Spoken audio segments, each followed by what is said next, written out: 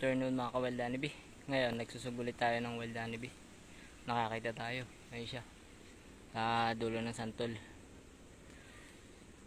Problema, bata pa. Hindi pa haring kunin ito. Napakabata pa sobra. Wala tayong makukuha ang honey dito. Ayun mga ka-Wild, pakita ko sa inyo. Yan ang ngingiting na yan. Yan yung ating Wild Honeybee. Hindi ko makita na ng magandang pwesto eh. Hindi ko makita. Ang gubat pagka sa ilalim napatayo.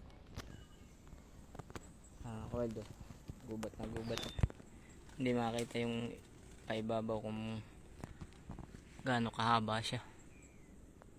Tama ka wild oh. Ating Wild Honeybee. Ikutan ko mga wild, hanapan natin ng pwesto. Umadyo tayo sa isang puno para makakita lang natin kung gaano kalapad. Malapad na siya mga ka-wild, kaso alanganin pa, sobrang bata pa niya, hindi pa aari.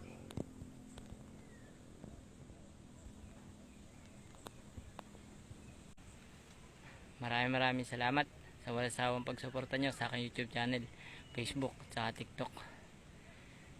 At kakaigad. At lagi tayong safe sa paggagala natin. Kahit sa bundok, gubat, safe tayo. Pati sa pagmamaneho. Yan mga ka-wild, hanggang sa muli. Paalam!